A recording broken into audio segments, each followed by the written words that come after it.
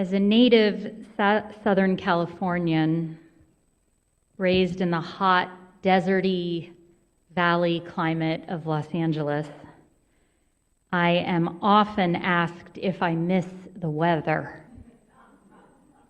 I have yet to, excuse me, get through a winter where why in the world would you choose this isn't posed to me at some point. I have gotten used to looks of bewilderment when I answer that the warmer climate is the reason I choose not to live there. For the past 3 decades, I have made this choice. I've lived in the Midwest, and I have lived here on the East Coast for now nearly 16 years. I choose this because I need and I love the distinct and even extreme changes in season. I do not survive them. They help me to feel a feeling of thriving. That's just me. Pay attention, nature seems to shout in these climate zones. Pay attention, she shouts. One of the ways I articulate my theology and connect to the many names and forms of God in my life is through nature. And I know that many of you share in that. I believe that nature and the cosmos are sacred texts, rich with alive and ever-changing meaning and wisdom about how to live.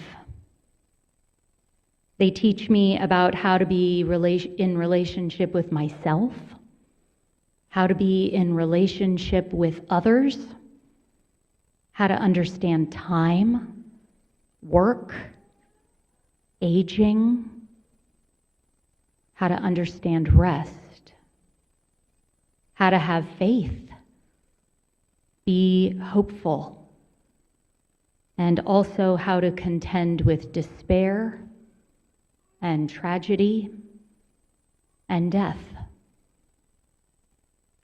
All that is this experience of being human and alive, nature teaches me about. And all I have to do is to receive this wisdom, these sacred instructions, is give her my attention. That's all that's asked of me. For she is speaking all day and all night.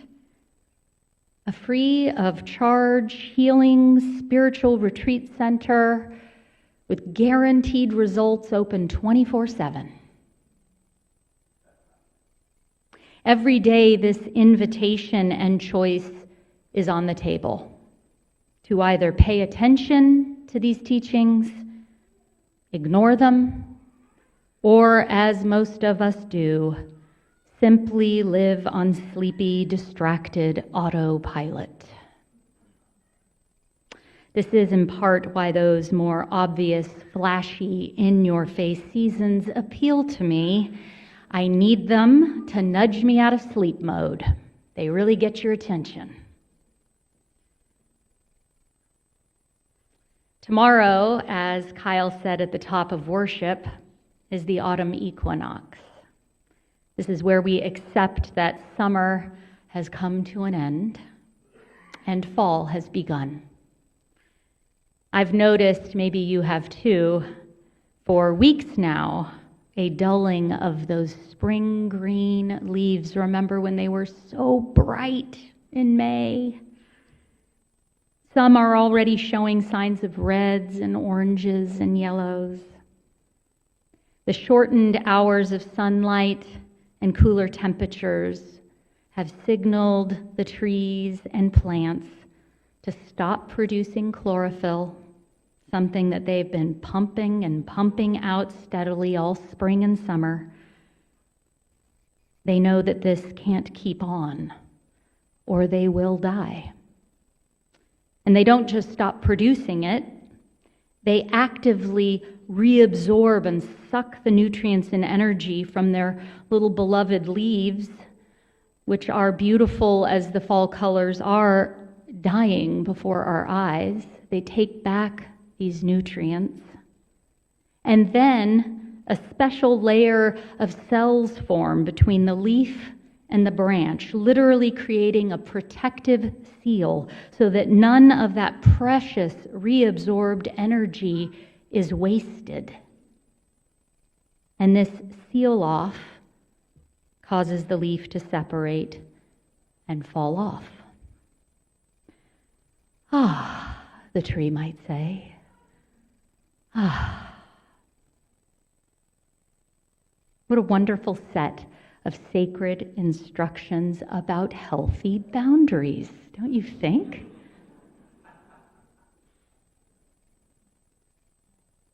I think most of us can agree that trees aren't doing this to be selfish, insensitive, unkind, or cruel.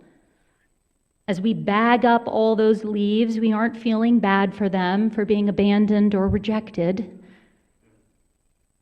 Most of us see this as a natural and healthy, life-giving cycle. We accept that our beautiful trees and plants thriving and surviving depend upon it. But what about us? I don't know about you,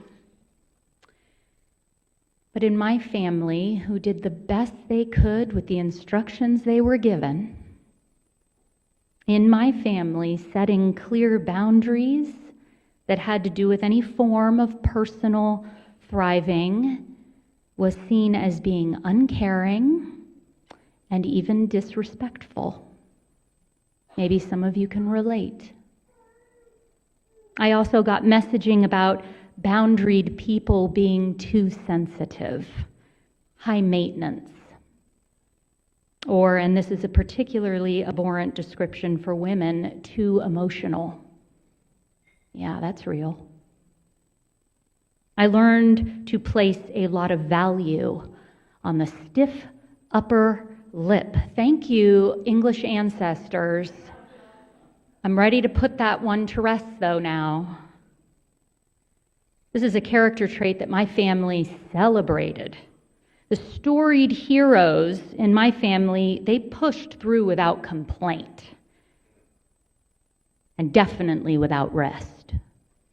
To this day, my family refers to them as determined and brave and remarkable, having clear life-giving boundaries or engaging in the sacred practice of rest. These aren't on the descriptor list, the heroes in my family. Most of us, I would say, have been similarly indoctrinated into this particular worldview.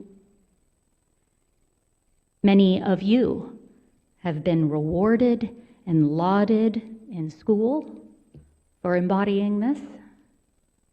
At home, as children, parents, caregivers, at work. Oh yeah, you're probably doing really, really well at work if you practice the daily stiff upper lip and work without ceasing with no complaint. Even at church. Oh yeah, it happens here too. But we humans, just like our trees, aren't actually capable of this. Don't believe the hype. Don't believe it. We are not capable of this. No living being can thrive this way. Sure, you might be surviving. You still have a pulse, okay. But you aren't thriving. And there's a difference. One has to do with simply staying alive. The other has to do with the quality of your life as it is lived.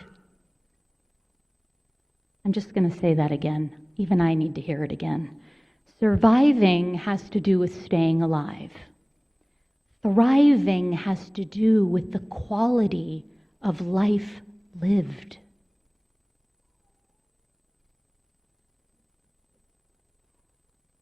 I can't imagine that anyone here thinks that collectively we humans are thriving right now. This is because we need a new worldview and a new set of sacred instructions.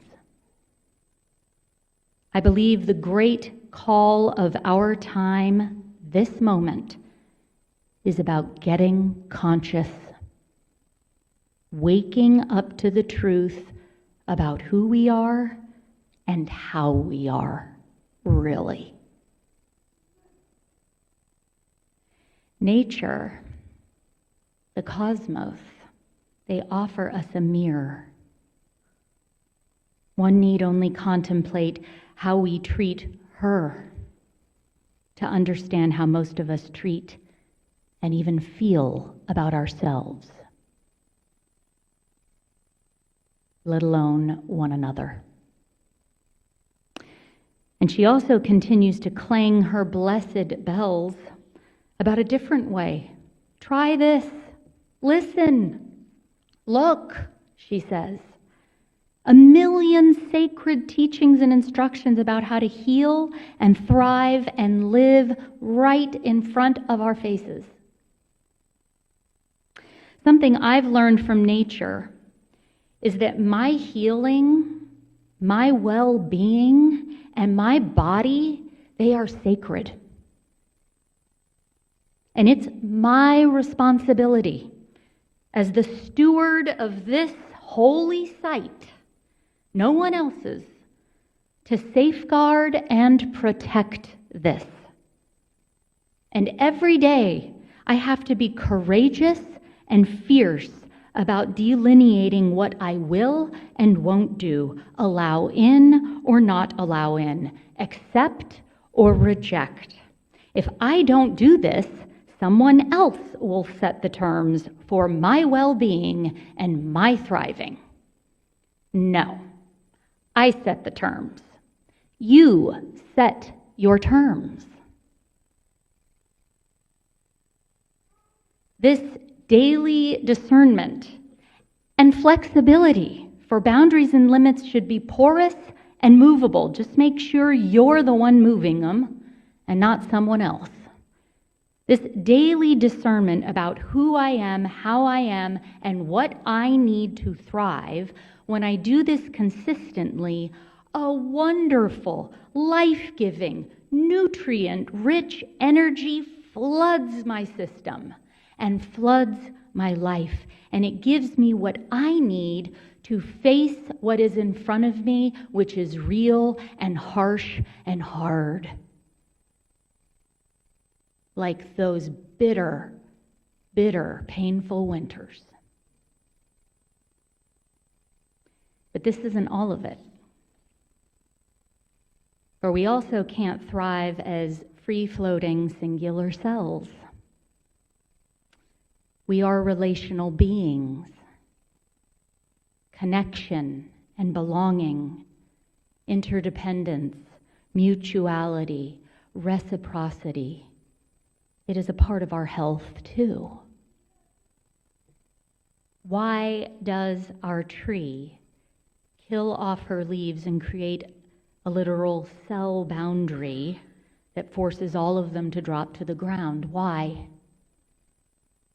In the end, it's so she can efficiently and effectively and joyfully contribute to collective thriving through absorbing CO2 and releasing oxygen, offering shelter and food to plants, animals, and insects, filtering water, reducing erosion, stabilizing soil for other plants to grow in, absorbing air pollutants, reducing temperatures by providing shade and cooling, and being ever ready to send aid and help stored up at the ready energy, waiting to help fellow trees, same species or not, by the way, who might be in distress or who need help themselves.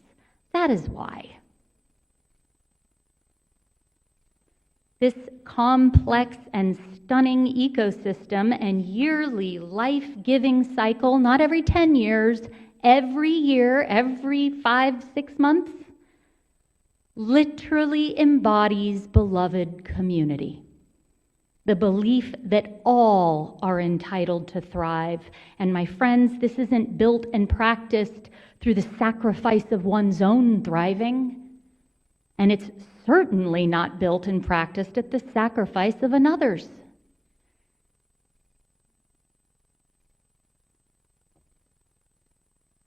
It is time for a new way where we all thrive. Am I right? My friends, I'm not going to mince my words here. If you are burnt out and exhausted, struggling to feel and know love and compassion for yourself or your fellows, or you don't know how to set boundaries for yourself, or you don't know how to recognize or accept others' boundaries, if you are stuck in patterns that do not serve your thriving or the thriving of others, or you feel yourself to be cut off or numbed out from life, yourself, or a feeling of belonging or connection to community, if any of these feelings resonate, then it is time to get serious about your healing. Because you deserve to thrive. Don't settle for crumbs. Don't settle for crumbs. You deserve to thrive. It is your birthright and the hope we have for every new life like ashes, right? Thriving. But what about you? My thriving hasn't come easy. There have been times where I have worried that I might never thrive again. I think I talked last week about a ministerial medicine kit. I'm telling you, that thing can't get full enough. I am always working to add more and more to it. Spiritual direction, therapy, mentorship, the rooms of recovery, fellow clergy, shamans, body healers, deep and honest relationships, sacred texts, a relationship with spirit. I call that spirit God and earth, especially consistently sitting at her feet, earth's feet, and paying attention to her instructions about how to live and how to contend with this broken world right now.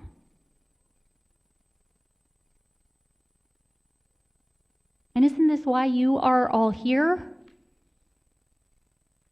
To talk about ways that you are finding to thrive and to state openly, I don't know how to thrive. Be honest here. Are you not here for spiritual healing and growing, meaning-making, personal thriving, for deep, honest, and yes, boundaried relationships where we can be ourselves and also practice honoring and respecting other selves together? And where we create networks of life-saving care for one another and this world? Yeah, that's what church is for. That's what we're doing here. And this gives me hope, a lot of hope. Like my beloved mentor and teacher, Dr. Cornell West, I will die a prisoner of hope. But I got to work for that, friends. Hope is hard-earned. Unitarian-Universalism in this moment gives me hope. This faith's shared values and vision for thriving, it pumps so much energy and nourishment into my body and being, particularly when I find myself settling for those crumbs, asleep at the wheel again, where the pain of the world grows so loud that it just leaves me flattened. Our religion helps me to believe in myself, care for myself, believe in you, care for you, believe in humanity, care for humanity, believe in nature and the cosmos, care for nature and the cosmos. All that loving and caring, believing in, that is what it means to put love at the center, which is what we Unitarian Universalists believe and are trying for. A new way. A new way. And let me tell you, we're all learning and relearning this. There is no roadmap for this. We're all trying for this and failing and trying again. I say that all the time and I won't stop saying it because I got to get perfection banished out of here and out of this worldview too. It's not going to get us to the promised land. We're all humans trying and learning together. And I want to give Starhawk the final word here. May her blessing for the center, love, hold you and keep you today and in the days ahead. So let's take a breath.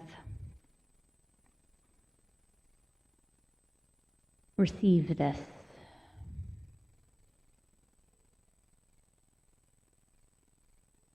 We give thanks and gratitude for the center, the heart and the hearth, and for the complex and beautiful patterns of life.